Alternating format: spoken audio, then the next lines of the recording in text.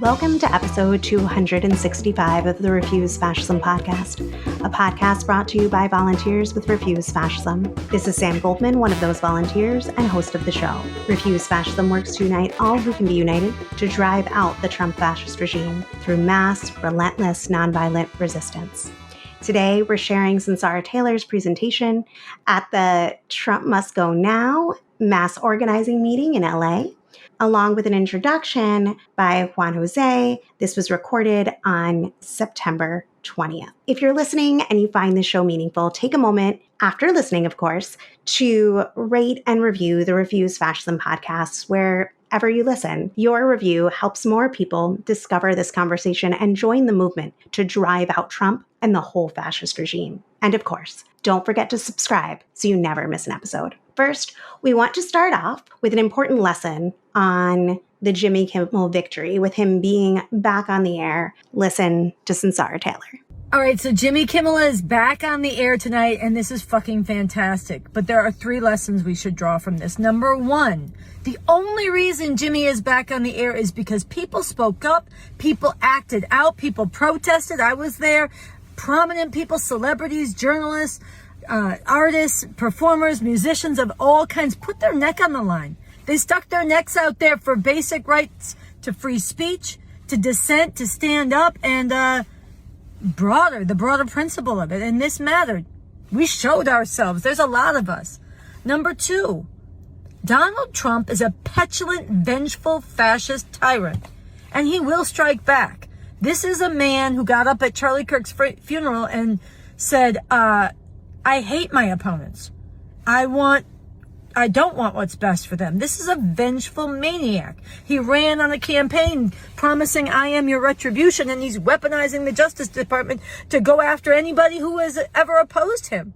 He's not going to lay down and take this. He's going to double down, and he's going to do it on many fronts at once, and we have to be ready for it, which brings me to point 3.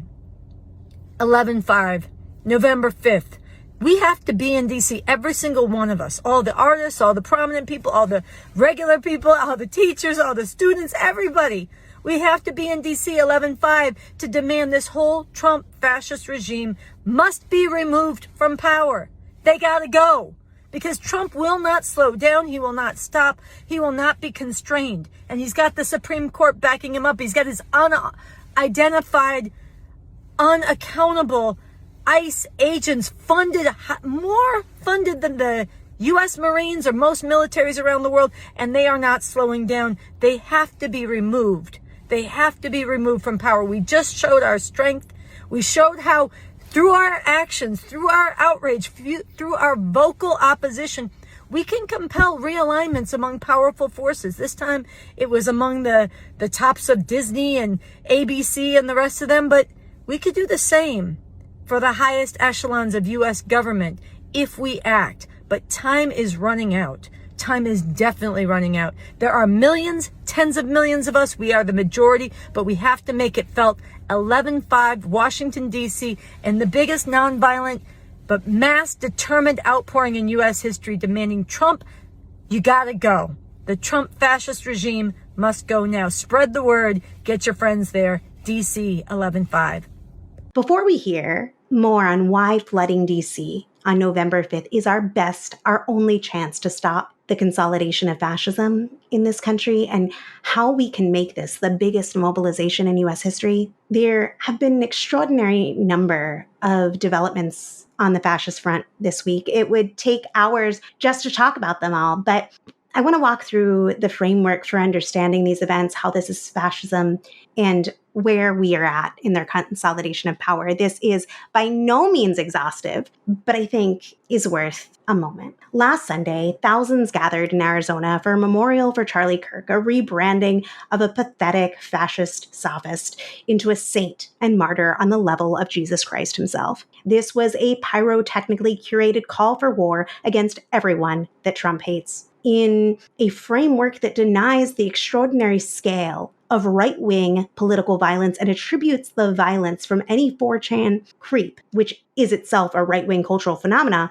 to quote-unquote liberal and quote-unquote left organizations in the broadest possible terms. That has set the stage for a range of executive actions and speeches throughout the week determined to eradicate not just anti-fascism, but any and all critique or challenge of the Trump regime. Trump started the week by issuing an executive order designating quote-unquote Antifa, an intentionally vague category, as a quote-unquote domestic terrorist organization. Please note, this is not a legal category. Trump has outlined and is seeking to criminalize all kinds of activities this conjured up version of quote-unquote Antifa supposedly engages in, some of which are completely legal. He has empowered agencies to, quote, investigate, disrupt, and dismantle any and all illegal operations, especially those involving terrorist actions conducted by Antifa, or any person claiming to act on behalf of Antifa, or for which Antifa or any person claiming to act on behalf of Antifa provided material support, including necessary investigatory and prosecutorial actions against those who fund such operations, end quote.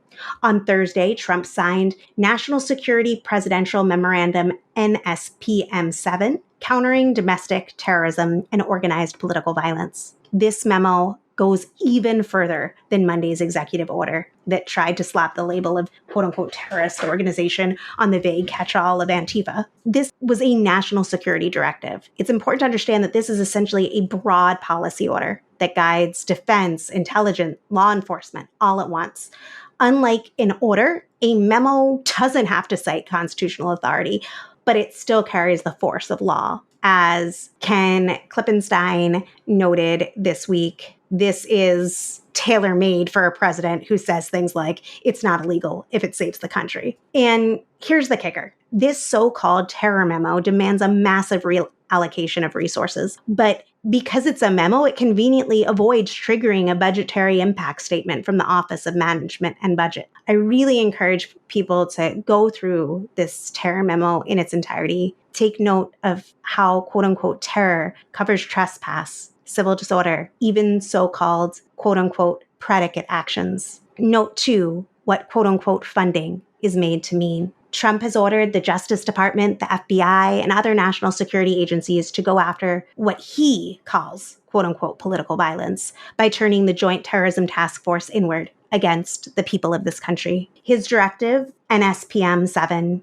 doesn't just target groups. Once again, it goes after individuals and entities flagged for so-called indica of violence. What does that mean? It means if you're anti-capitalist or even just espouse a particular anti-capitalist view or anti-racist, pro-immigrant, pro-gender equality, if you challenge quote-unquote traditional ideas of family, religion, or morality, this could brand you as a domestic terrorist. This is the criminalization of ideas.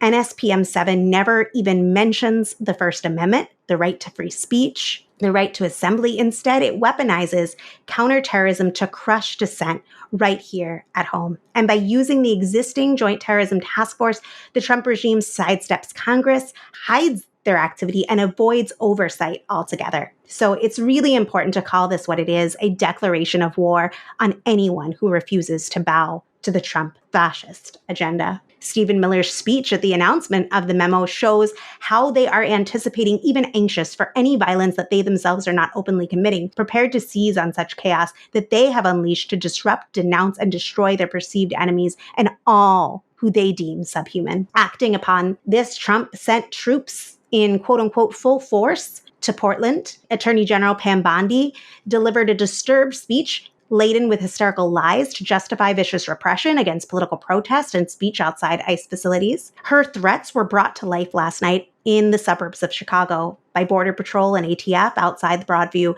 detention facility, raining down a whole new level of violence on those righteously protesting ICE Gestapo and the journalists on the scene. Together, these are blatant fascist moves to criminalize dissent and muzzle speech. Every person, every organization who stands for justice needs to condemn, oppose, and refuse to cooperate with this. It is not hard to imagine. In fact, it's already begun. Trump using this to conduct extremely repressive actions against those who defend immigrants with nonviolent civil disobedience, as well as those who mobilize in other ways against Trump or merely dare to state the truth illustrated by this very executive order and memo. that Trump is a fascist, one who has already clamped down the foundations of a fascist order and is hell-bent to spread and reinforce the tentacles of that and to eliminate all opposition. This has to be taken very seriously and be strongly opposed by actual massive and exponentially intensifying political, nonviolent action exposing and opposing Trump's fascist regime, both on the upcoming protests organized by the No King's Day Coalition, which we are proud to endorse on Saturday, October 18th, and especially the Wednesday, November 5th fall of the Trump regime mobilization, aiming for 1 million people to fill the streets of DC, nonviolent protest to demand Trump must go now, and to not stop protesting in DC until fascist Trump is removed from office. This mobilization was initiated by refusefascism.org, and I want to state for those who might know that this is an organization that since its inception in 2016 has had nonviolence as a bedrock principle for all its activities and advocacy and is open to all. Now, what I've said already has not been the totality of what we've seen this week. This has come together with Trump's aggressive attempts to purge government and the political establishment of anyone who has not professed enduring loyalty to himself and the MAGA movement. He fired FBI agents who bent their knee in 2020 in a show of sympathy for the George Floyd uprising. He got the Supreme Court to approve his firing of Rebecca Slaughter, the last Democratic leader of the FTC, and to greenlight his withholding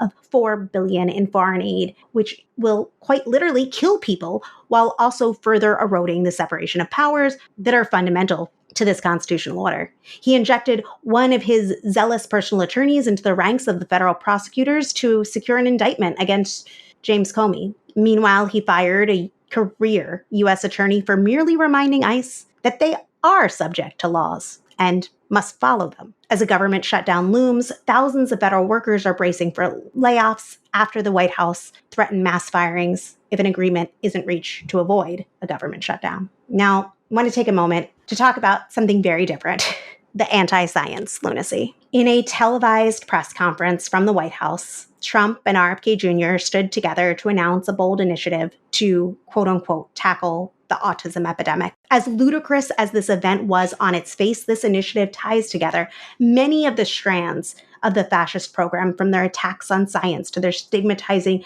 of people with autism and those who are neurodivergent generally, their hatred of women, and their disdain for a culture of respect and acceptance of others. Trump and Kennedy's assertions that Tylenol use by pregnant people causes autism are adamantly opposed by the medical community, who largely insists that Tylenol is by far the safest painkiller to use during pregnancy. This lines up very well with many of the Christian fascists animating this American fascism, who believe that the suffering of women is somehow good or sacred, that women are born to create babies, and that the pain of childbirth is punishment for their gender.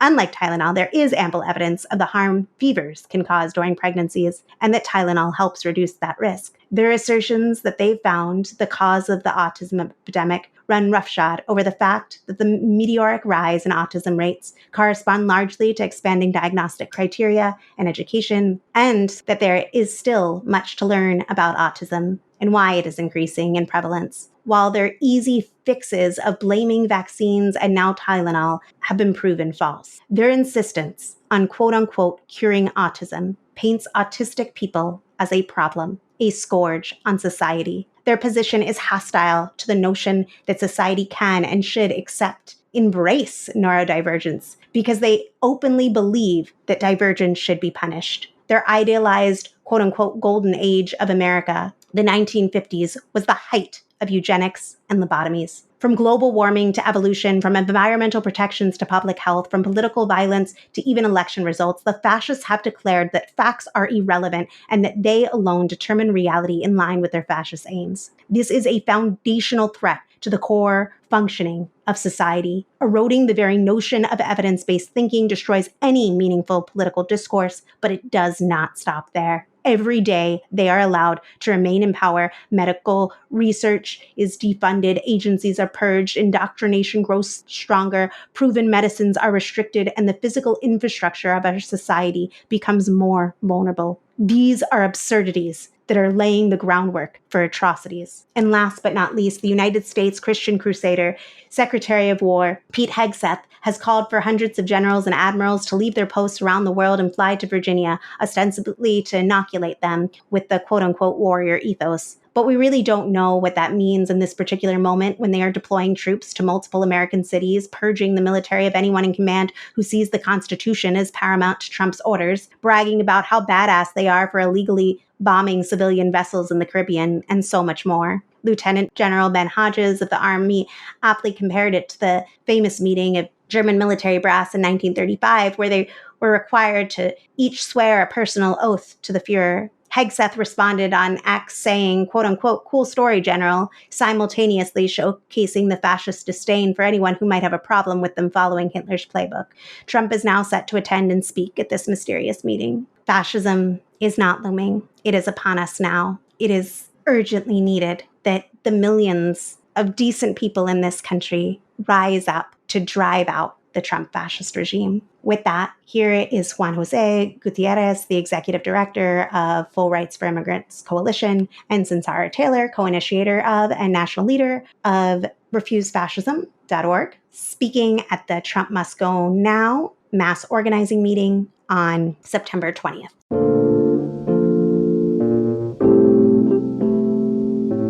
As you're going to hear today, we need to mobilize millions and millions of American people to come to Washington, D.C. to express their will and their determination to stop the Donald Trump fascist regime. And in those conversations, one of the ideas that I consider a main core idea of what needs to be happening right now is what we're doing right now, which is to convene as many organizations and leaders and organizers and curious people that want to do something about what's going on in this country today with this Donald Trump fascist regime. What was made clear to me is that we need to reach out to all people, to all organizations, to all individuals that want to do something about what's going on. Even members of the Democratic Party that are not happy with what the party is doing and their politics on how to deal effectively with the fascist Donald Trump regime. Would it be a good investment of our time to deal with representatives of the various groupings within the Democratic Party? So I processed that idea, and I'm just going to give you a quick rundown of what we've been doing. Refuse Fascism, countless press conferences, cultural events, mobilizations, marches, rallies, etc. We participated in the No Kings Day March and concentration in downtown LA, trying to bring different constituencies with different points of view to this type of activity. The Labor Day Parade, which was very impressive, but still very constrained in terms of what voices can get involved in the process of making the different views that need to be heard, and provided a forum so that people can hear the ideas of different voices and different political interests that have something to say about how best to deal with this fascist regime. Mexican Day Parade is mostly a cultural parade, but nonetheless thousands and thousands of community people from the Mexican community and other segments of the Latino community come together. They need to hear the message. So we've been going there. To just today, we got involved with a group of individuals that have launched a movement called the Save America Movement. We had a congregation of several hundred people, some very important people. It was interesting to see the mayor of the city of Los Angeles, Karen Bass, be there joining and saying, this is a city of immigrants. We need to fight for immigrants, et cetera, et cetera. And you start hearing the word fascism to describe the type of government that is in power already in this country. Reverend William Barber II, the moral inheritor of the Christian tradition of the Southern Christian Leadership Conference, that was a platform used by Dr. and Reverend Martin Luther King back in the 60s, and other individuals, important individuals, community people, affected communities. So we're doing everything that we can to bring organizations, leaders, and organizers like all of you here today, because we have challenges that we're going to have to work very, very hard and commit to if we're going to have a living chance that we're going to be able to outdo and eventually get rid of the Donald Trump fascist regime. And with that, I have nothing more to say. Fascism is not a looming threat. It is upon us now. Humanity's only hope is for the decent people of this country to rise in our millions. We cannot wait for future and rigged elections. We must drive the Trump fascist regime from power. Beginning November 5th, the one-year anniversary of Trump's re-election, we must flood D.C. in nonviolent protest, surround the White House, surround the Capitol, surround the illegitimate fascist-packed Supreme Court. Come back again and again. Across the country, people need to refuse to comply. Every single person of conscience, millions of us, tens of millions of us together, must grind the machinery of the fascist regime to a halt. And we must not stop until this regime is removed from power. These are the opening words of this call for the fall of the Trump fascist regime, initiated by refusefascism.org and open to all and every organization and every individual of conscience across this country. This is a call for a truly historic outpouring, the biggest in U.S. history. Millions and millions of us, nonviolent but determined. November 5th, Washington, D.C. This is the only way, the only real hope that humanity has to defeat the terrible fascism that is accelerating by the day. Today I'm going to get into why this is true, why this is our only hope. And we will look at how this massive nonviolent mobilization from below can interact with the very real and sharpening divisions at the top of society, including the divisions within the ruling institutions of government, in such a way that this regime, this Trump fascist regime, is actually removed from power. And today we're going to get into together how each one of us and all of us together are going to work concretely to make this a reality. Because the terrible truth is that while November 5th and this mobilization really is humanity's only hope of defeating this fascism, its only hope to achieve a decent future, not nearly enough people know about this yet. And not nearly enough people are organizing and fighting for it. And it is up to us to change this immediately. This means we have to spread this call for the fall of the Trump fascist regime everywhere, by the hundreds of thousands to everyday people everywhere. It means we need to, as Juan Jose spoke about, go to every organization, every other organization around social justice issues, immigrant rights, every indivisible chapter, every 50-51 chapter, every campus group, everybody we can, and win them to take up the fight for November 5th as their own. This means we need to fight to make October 18th, no King's Day 2, even more massive than the first. And this means we need to springboard off of October 18th to make November 5th in Washington, D.C. such a massive outpouring that the entire world takes note. Such a massive and powerful outpouring that people all across this country wake up and many more millions join us in big cities and small towns, just as they rose up in 2020 against the police murder of George Floyd. There are millions and millions who hate what is happening. We need a powerful enough mobilization that we call them in behind us to flood D.C. wave upon wave and to rise up where they are. We need to be so powerful that this political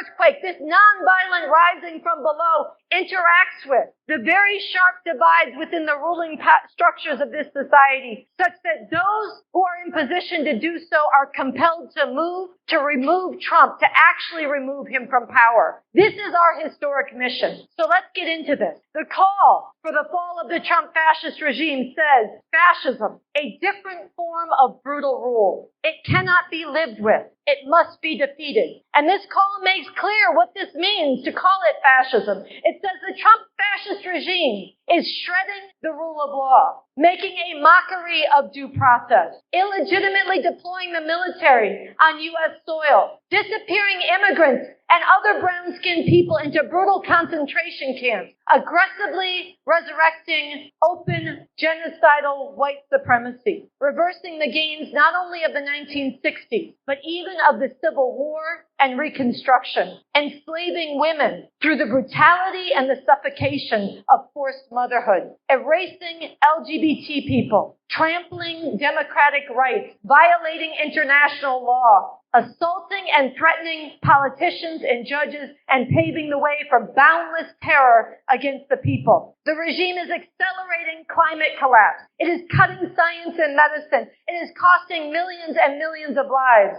It is depleting humanity's store of knowledge. It is destroying the truth, drowning out reason, subjugating the arts to fascist cruelty and conformity. This regime is targeting everything that is decent, moral, and good, all at the whim of a lunatic fascist tyrant. Every word that I just read from this call is true. It's being borne out every day in brutal reality. It is really happening. It is upon us now, and it is accelerating. Just this week, after the horrific, very wrong assassination of Charlie Kirk, Stephen Miller, that dead-eyed ghoul who is the right hand of Trump, said, and I quote, "With God as my witness, we are going to use every resource we have at the Department of Justice, Homeland Security, and throughout government to identify, disrupt, dismantle, and destroy these radical left networks and make America safe again for the American people. It will happen, and we will do it in Charlie's name," end quote. When Steve Miller talks about safety like this, he's not talking about safety for immigrants or black people or trans people or women or free speech or comedians or our rights or our future. He's not talking about our safety. And when he talks about the American people, he is not talking about the people in this room. He is talking about, again, going back to the way it was, safe for the American people again, because in his eyes, in Trump's eyes, in the eyes of this regime, this country has always and must again belong only to those who conform to their white, male supremacist, Christian fascist outlook and identity. And when Stephen Miller talks about disrupting radical left networks, let's be clear, he is talking about millions and millions of people. Never forget, this is a man who went on international TV and said that the Democratic Party is a domestic extremist organization. These people are going for the kill, and they are moving rapidly. Some people who are associated with the Trump fascist regime have even talked about the assassination of Charlie Kirk as their own Reichstag fire moment. Now, for those who don't know, the Reichstag fire happened in 1933 in February in Germany. It was shortly after Hitler came to power. Somebody set fire to the main government building, and it burned to the ground. Historians have argued about who set the fire. It's never been decisively confirmed, but many people believe the Nazis did it themselves. But what is indisputable, and the more important fact, is that whoever set the fire, the Nazis seized on this. Hitler seized on this to declare a state of emergency, to suspend basic rights like the right to free speech, to a free press, to assemble, to protest. He used it to criminalize and outlaw opposition parties, to round up communists and other dissidents, to disappear them, to shut down newspapers. And the disappearances and the roundups of communists, this was the beginning of the concentration camps. This was the beginning of the terror that led to the death, the Holocaust of 6 million Jews and the mass murder of communists and Roma people and the whole destruction of World War II behind it. This is how it began. And these fascists of today are openly talking about this being their Reichstag fire moment. Here I want to quote from something that was published just yesterday by the revolutionary leader and the architect of the new communism, Bob Avakian. He says, quote, "In declaring this, their Reichstag fire, these Trump MAGA forces are openly identifying with the Nazis, openly proclaiming that they are indeed fascists," end quote. I want you to think about that. What does it mean? They're invoking this history positively as their model. And they are moving forward precisely in this way right now, and it is accelerating by the hour. This week, Trump said that he wants to designate Antifa an intentionally vague catch-all category as a terrorist organization. And Trump has already demonstrated that once he identifies some group as a terrorist organization, he is willing to deploy the military to summarily bomb and execute the people he says are terrorists. He did this again yesterday in the Caribbean Sea for the third time this month without trial, without presenting evidence, in violation of domestic law and international law. He had the military assassinate people simply because Trump said they were terrorists. And then there's ICE, with a budget that is bigger than most militaries around the world. And we've already seen the terror, the kidnappings, the disappearances, the brutality against people without papers and including people with papers. Anybody with brown skin is fair game in their view. We've seen people shipped to brutal concentration camps, held in suffocating cells without water, with rotten food, with no medical care. Some of them shipped to dungeons around the world. All of this is accelerating. And then there's ICE's role as a lawless, unchecked, unaccountable shock troop force for Donald Trump, however he wants to deploy it against anybody he wants to. And already many of these fascists, including Steve Bannon, are promising that they will deploy ICE outside polling booths in 2026. Think about the chill that will bring. All of this is graphic illustration of a critical point that Bob Avakian has also made previously, and I want to quote this. He wrote, "If this fascist regime is allowed to remain in power, everything that decent people have felt that they could rely on to seek justice will be brutally shut down. Every uplifting moral value will be reviled and repressed. Every sphere of society will be remade in terrible ways, in line with the male supremacist, anti-LGBT, white supremacist, and anti-immigrant cruelty, and the anti-scientific health and climate-destroying madness of the Trump fascist regime, and the bloodthirsty ravings and depraved violence of fanatics who are heading the Department of War, with the deranged maniac Trump having his finger on the nuclear button." Bob Avakian goes on, "Every vision and every active striving for a better and more just world, for a future worth living in, will be violently suppressed and effectively foreclosed, at least for the foreseeable future." These are the stakes. This is what's happening. So I want to return to the call that Refuse Fascism has issued. It reads, "Hopes of waiting this out are illusions. Every accommodation, even in the name of preserving some ability to do some good, only fuels Trump's demand for ever more slavish submission. Every capitulation by universities, law firms, other agencies, and I would add every firing and suspension in the media, only feeds the regime's ravenous hunger to remake all of society in its grotesque image. The elections are way too late. Besides, no honest person can expect a tyrant who instigated and then pardoned the January 6th insurrectionists to respect an election that he loses. All this is reality. We can't hide from this reality. So I want to address something that we have heard as we've gone out and organized for November 5th, particularly here in California. A lot of people hate what Trump is doing, and they say, this sounds good, he should go. But then it comes out that what they're really passionate about, where they're really putting their energies, those who are active, is into something like Prop 50. Prop 50 is Gavin Newsom's answer to the way that Republicans around the country are gerrymandering and rigging the next elections at the request and behest of Donald Trump. And it's an attempt to counteract that in California.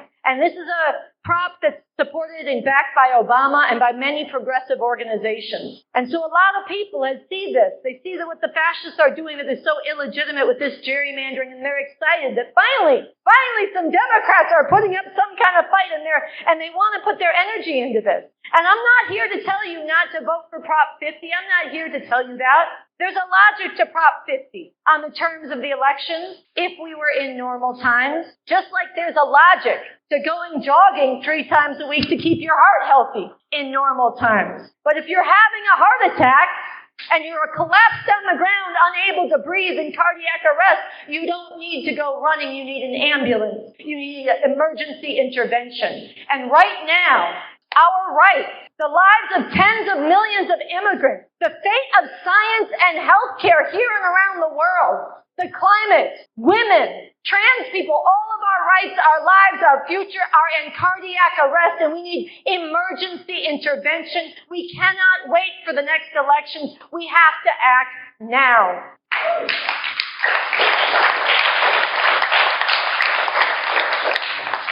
So our main efforts, whatever else you're involved in, I know there's people in the room today who are doing ICE Watch, who are doing it tirelessly, who are organizing to protect their students, who are organizing in many different ways. We need to do all of this and step it up, but all of us need to come together in something that is big enough, that is comprehensive enough, that it can stop this fascism in its tracks. And that is something that none of us can do on our own, and it requires all of us to make our number one priority. No matter what else we're involved in, our number one priority and daily preoccupation is bringing millions and millions and millions of people to Washington, D.C., November 5th, the anniversary of Trump's election, November 5th, to say Trump must go now. We must launch a movement that drives this regime from power, because it will not be curbed. You cannot slow the fascists down. You cannot expect them to respect any guardrails you put in their path. We have to remove them from office. That requires all of us converging in the same place, the same time, at the seat of power, where the whole world sees it and no one can deny it, and not stopping until Trump is removed. So I want to ask the question and answer the question, because it's a real question. Is it really possible to drive this regime from power? They are powerful. They're on the tear. They're on a rampage. They have the levers of the state, and they have so many people capitulating one after the other. They have so many people in terror. Is it possible? Yes, it is possible. It is absolutely possible. Guaranteed? No, but absolutely possible. I want to return to this call from Refuse Fascism and Open to All. It says, we have protested, marched, defended our neighbors from ICE, decried genocide. Some of us have resigned or blown the whistle. This shows that we are millions, many more of us than them. I want to repeat that, many more of us who are opposed to this regime than support it. Now, we must take all of this higher. We must direct all of this energy and more towards the only thing that truly measures up to the existential threat that humanity faces. The whole fascist regime must be driven from power. Again, I'm continuing to read from this call. This can be done by refusing to surrender the future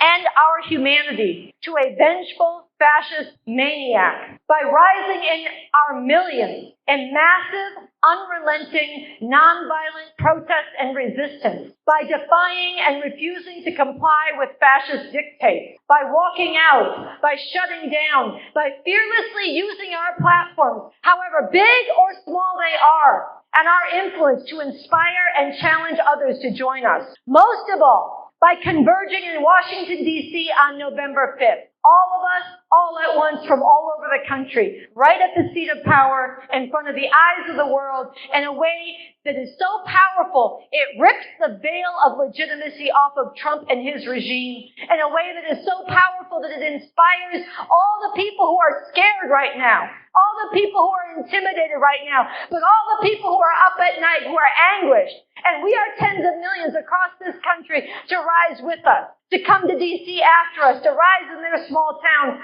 in a way that is so powerful that we interact with the divisions at the top. As we say in this call, we come back stronger day after day. We use every attack on us to expose the bankruptcy of this regime, its cruelty, and the horror of giving them the future. Every attack to rally more people to our side. We unite and don't divide across differences, many viewpoints and backgrounds. We foster a collective spirit of courage and righteous fury, and a willingness to sacrifice for the greater good of defeating this fascism. This is what we have to kick off November 5th in Washington, D.C. Don't underestimate the the power of the people, but only if we rise up and converge, and we have to go out there and lead people to do that. This brings me to a very crucial part of this call. And I'm going through the whole thing because this is a tool. I want us to understand it and appreciate it. It says the Trump fascist regime is illegitimate. What it is demanding we become, what it is forcing us to tolerate and make peace with if we stay silent, is unconscionable. At every level of society, in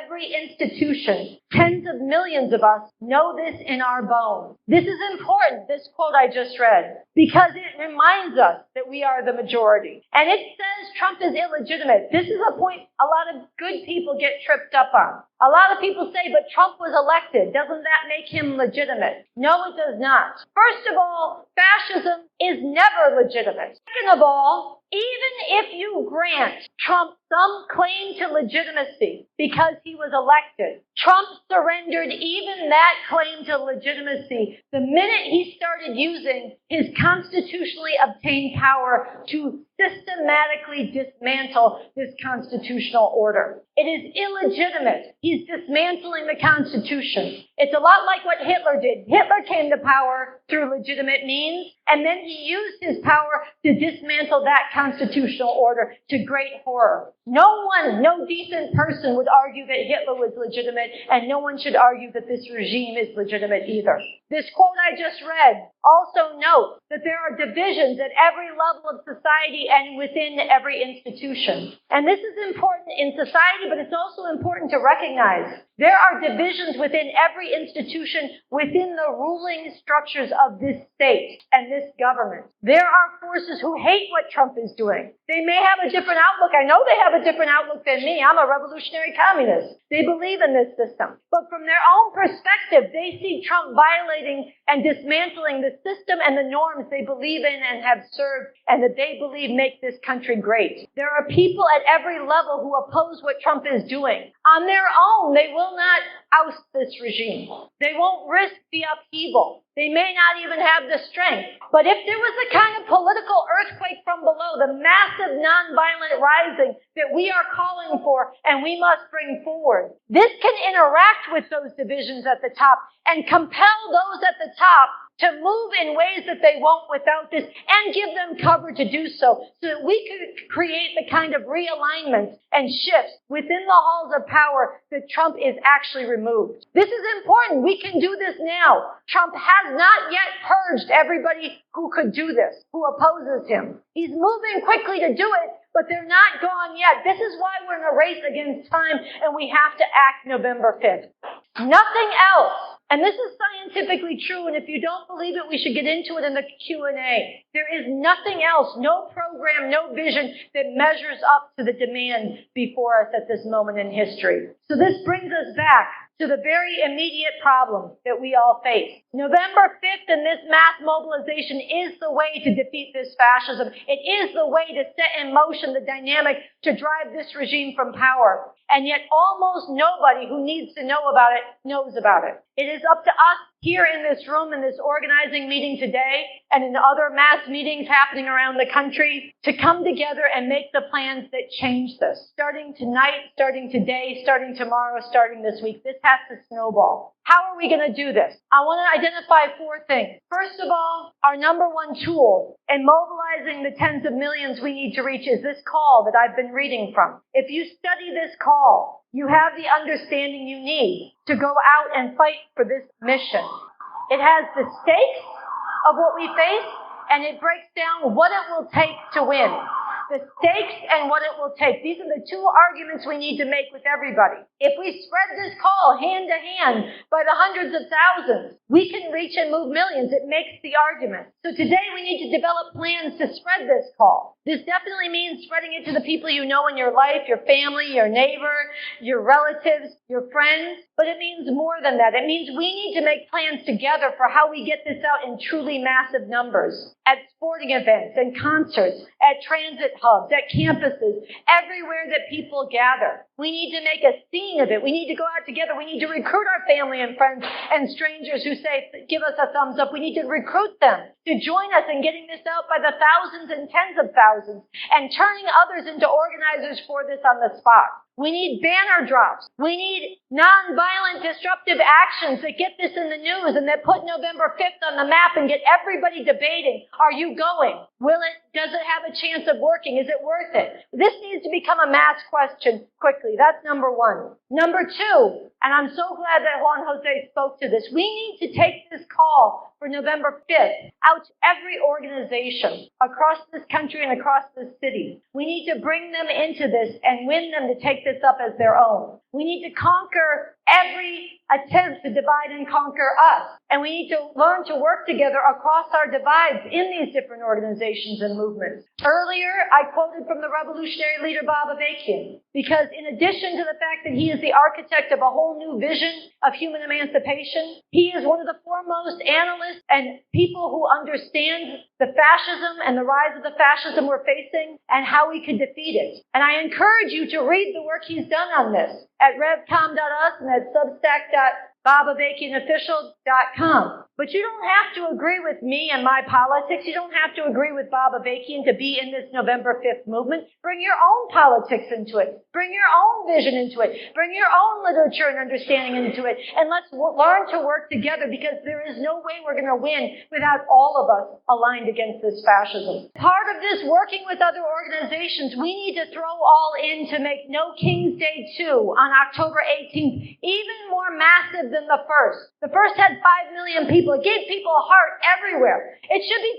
20 million this year. And then we need to springboard off of that to get growing momentum, as Juan Jose said, towards November 5th in D.C. Refuse Fascism has endorsed No King's Day. We haven't heard back yet from Indivisible and the other organizers. But we need to get out to the base of No King's Day and Indivisible. We need to reach their chapters and their membership. And the leaders of that group, as we are reaching out to them, the leaders need to be hearing from their members as well. Why aren't you taking up November 5th? We should all be doing both. And people here should go to your organizations and work with us to reach as many of them as we can. This is not our thing. I'm not telling you get these other groups to take up November 5th to build our protest. This is not a proprietary thing. This is not about whose protest is bigger. This is about the future of humanity. There is way too much proprietariness in the movements. There's way too much divides in the movements. There's way too much petty competition. We need to rise above that and remember why we got in the struggle in the first place. It's to change things for the better. And those who've never been in the struggle,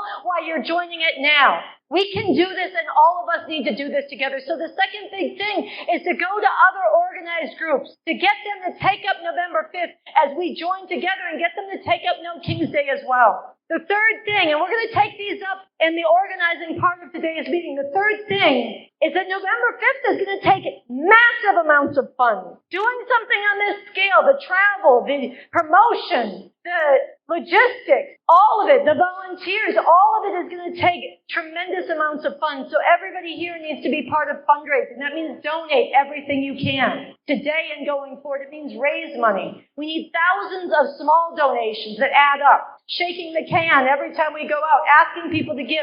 And we need to go to people and fight to get with people who can give seriously major donations. Some of you in this room may know some people. Let's talk about how we get to them. We need an organizing center in D.C. We need a national office with staff who can volunteer full-time. We need millions and millions of posters. Here we go. Posters and calls and billboards and other ways that the word is getting out. We need online ads. We need promotion. We need transportation and so much more. This takes money, so we need to raise money. And finally, the fourth thing that I want to mention that all of us need to do is if there's any way you can do so, unless something major, insurmountable is preventing you, you need to make your plans today to get to D.C. November 5th. And you need to work to bring thousands and tens of thousands more from the West Coast. Yes, this is a big trip.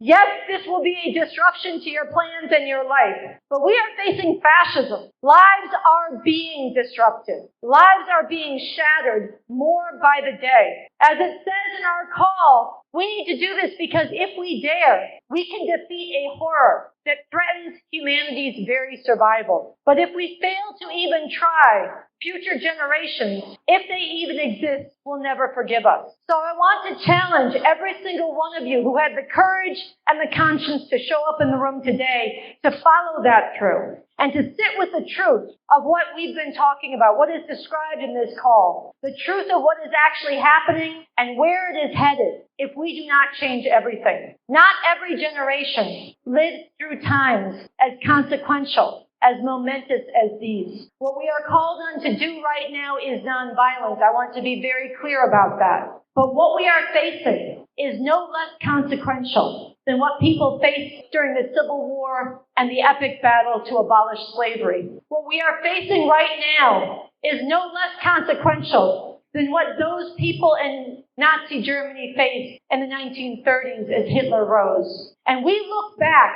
at these and other historic turning points, and we judge how people acted or failed to act, just as future generations, if they exist, will look back and judge us. So each of us has to ask, how will we measure up?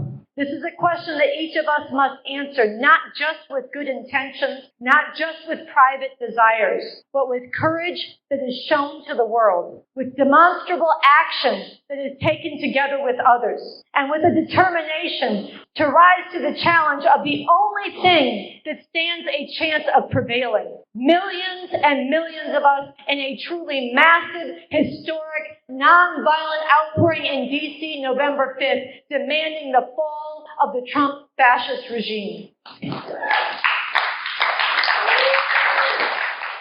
Some of you here today can devote yourself to this full time, and you should. Free yourself up, change your plans, rearrange your life, give your all. Some of you really can't do that right now, but you can and you need to. Look again at what you do every day and figure out how you can give all you can to this effort. This includes your time. It includes your resources. It includes your talents and skills. It includes your networks and your commitment to a better world. And however you choose to throw in, I want you to know that contributing everything you can, every day you can, for the next 7 weeks between now and November 5th is the biggest thing, the most meaningful thing that you can do, probably in your life up till now, to contribute to the future of humanity, the future of generations here and all over the world. So don't hold back. So I want to end this talk the way this call is ended, with the final words, and I want you to take them to heart. It says, history is filled with examples where people who had right on their side fought against tremendous odds and were victorious. It is also full of examples of people who passively hoped to wait it out, only to get swallowed up by a horror beyond what they ever imagined. The future is unwritten. Which one we get is up to us.